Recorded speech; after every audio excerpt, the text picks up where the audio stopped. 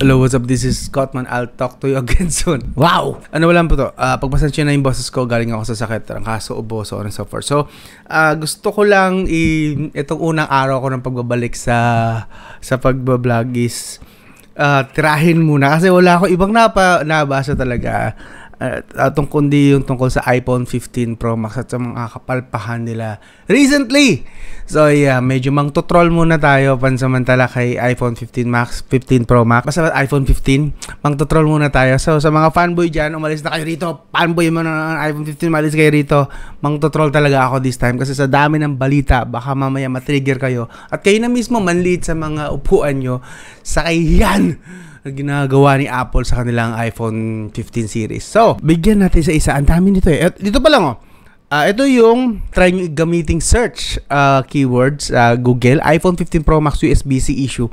Dito pa lang, swerte nyo na babagsakan agad kayo. Uulan na agad kayo. Babagyuhin agad kayo ng katangahan from Apple. Mwah!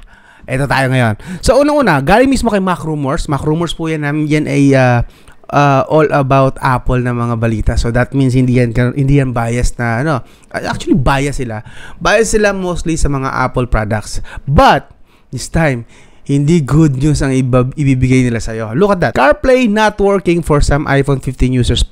Possibly because of USB-C cable. So si EU yung nag-implement ng yung Europe, gusto nila, ito yung problem kasi sa issue na to ni Apple, gusto ni Apple and gusto ni EU na lumipat si Apple sa USB-C para universal na lahat. Universal na lahat ng Type-C. Type-C para sa lahat na yun. Android, iPhone, at kung ano pa mga gadgets mo, lahat gagana using USB Type-C. Emphasis ko lang yung lahat gagana using USB Type-C. So, Apple, panggap-panggapan na magko-comply, nag-USB Type-C. Pero the problem is, hindi gumagana ang mga USB-C na for Android. So, that means, useless yung, parang ginagawa nilang tanga yung EU, no? Ang purpose, isang cable para sa lahat. Pero hindi ka pwedeng gumamit ng Android USB Type-C cable. Ang pwede mo lang gamitin mga Apple USB Type-C cable. So anong point, 'di ba? Dapat dito dinidemanda I hope makarating ito sa EU and mademanda sila and magbayad ulit sila ng few billions na naman ulit dahil sa katangahan na obvious na kalokohan na ito. This video is brought to you by Orico, the leading technology. Docking station po ito, M.2 SSD enclosure. Pwede po siyang lagyan ng M.2 SSD enclosure. And plus, iba pa mga pwedeng gamitin na mga ports. So, ito po ang kanyang laman actually. So, pag tingnan natin, makikita nyo rito, pwede po supported po niya ang USB Type-A. This is USB 3.0. PC-in, dito nyo po isasaksak pag gagamitin siya sa laptop or PC. Tapos, supported po niya power delivery hanggang 100 watts. HDMI din. Pwede nyo po itong gamitin para sa external monitor plus LAN port. And then sa kabila naman makikita natin dito meron pa po ulit tayong isa pang USB Type-C plus dalawa pang USB A 3.0 din po. Meron din po tayong card reader, both SD card and TF card. Ito pang malaki, ito pang maliitan. And of course, ang M.2 SSD na enclosure yun. So kung meron kayong mga M.2 at gusto nyo gawing portable storage po siya, ilagay nyo na lang po rito, ikakabit nyo lang po rito. Ito po ang kanyang slot. Supported po nito hanggang 5 terabytes. So once na meron na kayo, sasaksak nyo lang po yun dito, ilalak nyo lang dito, meron naman po siyang lock. And magnetic naman po ito. Ito po instruction naman siya actually. So susundin nyo na ito instruction na to and then boom! Meron na po kayong portable dock enclosure. Supported din po niya both Windows and Mac OS. Solid. Kung interesado po kayo, iwan ko yung link dito sa video description. Yun. This is again the Orico docking station with M.2 SSD enclosure. Alright. USB-C. Okay, ito pa. Another, sa GIS Guide. Sa Pinoy. Try natin ito sa GIS Guide na to. Sa panulat ni Peter Paul, iPhone 15 Pro's overheating issue. Okay? May overheating issue daw si iPhone 15 Pro. Internal design, titanium finish and avoid Android USB-C. Okay? Sabi kasi sa isang balita, nabasa ko rin actually regarding din dito sa USB-C. Isa sa mga reason daw ba't nag-overheat. Bakit nag-overheat ang mga iPhone 15 Pro series? Kahit ang iPhone 15 pa yan. Kaya daw nag-overheat is dahil gumagamit daw ng Android USB-C. Isang malaking talaga si Apple dito sa part na to. Pinagko-comply para universal na USB Type-C na lahat ng unit from Android to iPhone. Pero wala din eh. Obligado ka rin bumili ng hiwalay na USB Type-C na para lang sa iPhone 15. So, nagpalit lang sila ng USB Type-C pero ganun pa rin. Hindi ka pa rin pwede magdala ng universal USB Type-C. Ganito katanga ang mga... ang hirap pag ano yun. Makaka-offend talaga ako kung makaka-offend eh. Pero, ito yung reality na ginagawa ng kalokohan ni ano. Ang bobo. Okay? Ito sa part na to. Palala to ng palala as we go along. Ito ha. Sa Lad Bible, people are saying their new iPhone 15s are overheating so much they can't hold it. Sobrang overheating, hindi na daw nila mahawakan na maayos ang kanilang mga iPhone 15. Sobrang, anong design ginawa nila rito? Okay, ang yabang-yabang nila, 30%, 10%, na improvement daw sa performance. Kesyo pwede na daw maglaro ng mga AAA games na galing sa Windows PC laptop. Ngayon makakapaglaro na dito sa iPhone 15. Tapos malalaman mo, normal lang na gamit.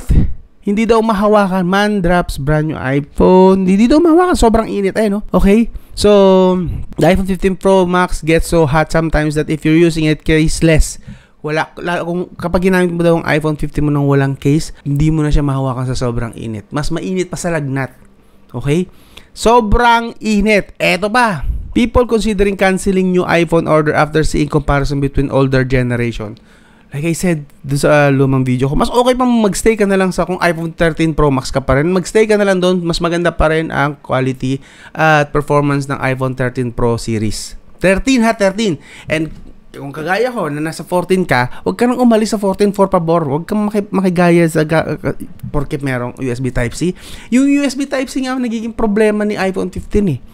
Ito pa pinakamasakit na part ha. iPhone 15 Pro user found their phone swelling up as it wouldn't fit in a case. Boom! Patay. Wala pang isang buwan, wala pa kaya isang linggo, pero lumobo na ang kanilang iPhone 15. Lumobo na. Pwede natin itong i-zoom in. Ayun, nakaangat na lumobo na po yung battery. Although yes, of course, this is not case para sa lahat. Pero the point is, meron ng isang user na gumagamit, bumili, ginamit, lumobo, chinarge yung phone. Ayan, lumobo na po, tumuklap na. Wow!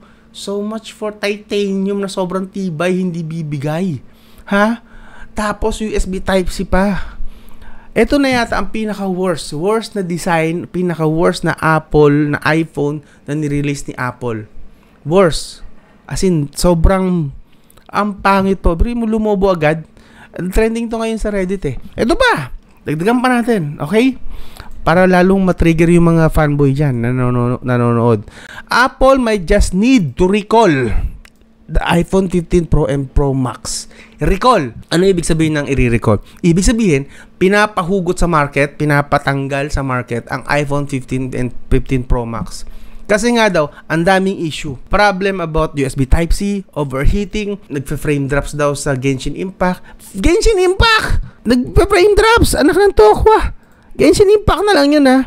So, galing mismo ito kay Sam Mobile, okay? Hindi to pipitsugin na hindi to pipitsugin lang na article na gumagawa ng article internet. This is from Sam Mobile, okay? Most of the complaints seem to be coming from iPhone 15 and 15 Pro Max users, especially the ones about overheating, as the standard and Plus model don't have the new A17 chip. So, lahat lang ng may A17 chip. So, yung mga iPhone 15 base and iPhone 15 Plus, okay lang kasi ang gamit na ng chipset is A16 last year na chipset. Pero yung Pro and Pro Max na gumagamit ng A17 chipset, yun ang nagiging issue, yun ang nagiging problematic. Okay? So, wow, epic fail na epic fail. Okay? Wow, someone's iPhone 15 Pro turned into a spicy pillow, swollen battery. So, trending din pala siya ngayon sa Twitter. So, yun na nga. Eto pa. Okay, eto. Jerry rig everything. Okay?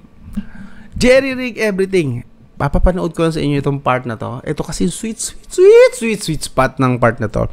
Panoorin nyo lang ha. ibebentes niya ang 15 Pro Max. Let's go! Wow! Patay! Basag! Ang titanium! Wasak! That's bagong ceramics design na kesyo. Sobra mas matibay pa daw sa sinauna pang yung mga naunang versions ng ceramic. Mas matibay daw to, bagong technology. Isang piga basag. Wala na. So, kailangan niyo pa ba ng ebidensya? Woo! Yes. Mabuhay mga Android. Balik tayo. iPhone 15 Pro struggles to run Genshin Impact at highest setting. Severe stutter suggests thermal throttling from the A17 Pro. So, ngayon yata talagang madidismaya ang mga pro gamers kasi syempre ginagamit karamihan, hindi naman lahat, pero karamihan kasi ng mga gamers, mga pro gamers, ginagamit kasi nila is the Pro Max lagi. Kung ano yung latest na Pro Max. This time, I don't know kung matutuwa sila. This is from WCCF Tech sa panulat ni Omar Suhail. So, struggles to run Genshin Impact at highest settings. Kailangan pa bang ipaliwanag yan? Kailangan pa bang i-memorize yan? Ha? Woo! Genshin Impact, ang yabang-yabang. Lalagay daw Windows games daw. Mga AAA games title daw. My God! Tapos Genshin Impact, severe stutter suggests thermal throttling. Holy shit. Trigger ka na ba? Lipat pa tayo. Marami pa yan eh. Some USB-C power banks fail to work with iPhone 15. Hindi nag-work ang power bank na USB-C sa iPhone 15. Dahil sinaepekto pa po yata ito ng trangkaso ko ito bo.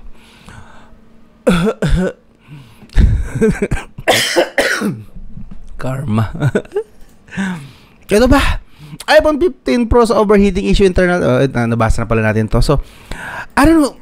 Araw-araw may bagong kaso, may bagong issue, may bagong complaint, bagong reklamo, bagong post, bagong magte-trending about sa iPhone 15 na kapalpakan na ginawa ni Apple dito sa iPhone 15 dito. Maumay kayo! Nauumay na ba kayo? Kasi ako naumay na ako. Kasi the whole time na nagkasakit ako, almost 2 weeks, wala ako ibang nabasa kundi itong mga ganitong complaint. I don't know kung sinasadya ba ni Google na ipabasa sa akin itong mga to para based on an industry analyst named Ming Chi Kuo, Apple made compromises in the thermal system this year to maintain the weight of the device. So, kaka-compromise. Ayan na nangyari. Overheating. Ano? Pagtatanggol mo pang iPhone 15 Pro Max mo? Pagtanggol mo. Well, hopefully ma-fix nila yan in the future. Sabay bawi. Sabay kabig. Well, the good thing about Apple is gagawa nila ng paraan yan. ASAP. Kasi kahihiyan yan. Pero isang malaking boom, isang malaking epic fail talaga kapag ito umabot sa part na might recall. Saan ba yung recall? Apple might just need to recall the iPhone 15 Pro and Pro Max. Baka i-recall nila. Ito yung pinakamalaking kahihiyan nito. Sobra. Isang malaking kabagsakan ng reputasyon nila ito. Yes, pero as usual, yung mga fanboy dyan, hindi yan maging reason sa kanila para bitawan ng iPhone or maging loyal sa iPhone. But, it just shows that yung pagiging greedy, yung pagiging kakupalan ni Apple, yung USB Type-C sila, tapos hindi naman pala universal, kundi bibili ka pa rin ng mismong Apple na USB Type-C. Just, alam mo yung gara pa lang pang babastos na lang talaga sa consumers no? Pero wala uto mga loyalist ng Apple Anyway, doon na lang. Kabalik-balik ko lang sa Boring Tech Podcast. Ito agad ang lakas agad ng energy kong pang-asar. Woo! Anyway, ikaw, bibili ka pa ba? Ibebenta mo pa ba yung kidney mo? Para lang magkaroon ka ng iPhone 15 Pro Max? Pang ilang kidney mo na ba yan? Alam ko, 2 lang kidney na tao So what? Pang ano ba yan? Skupo! Mario Jose, cannot afford po kayo. Huwag nyo na pong ipilit. Ang dami naman pong dihamak. Seryoso to, honest. Dihamak na mas maganda sa Android. Okay? Half the price and even lower than that actually. Marami po kayo mahanap sa Android. It's just that, kung hindi nyo afford, wag nyo ibenta ang mga sarili nyo at kung ano pa mga pwede nyo ibenta at yung mga katangahan or magnanakaw kayo gagawa kayo ng masama para lang makabili ng iPhone 15 Pro. Hindi po worth it. Tingnan nyo yung mga pinaggagawa ni Apple ngayon sa iPhone 15 series nila. Okay? Hayaan nyo nang kami mga afford na mag-test, magmukhang tanga dyan sa ginagawa ni iPhone 15. Hayaan nyo na yung mga may pambili, okay? Kayong mga wala, huwag nyo na ipilit dahil hindi rin naman worth it. Pero ikaw, seryosong tanong. Worth it ba sa'yo to? Worth it ba sa'yo yan? Anyway, this is Scott Man. This was Boring Tech Podcast. I'm sorry kung na-boring kayo or anything.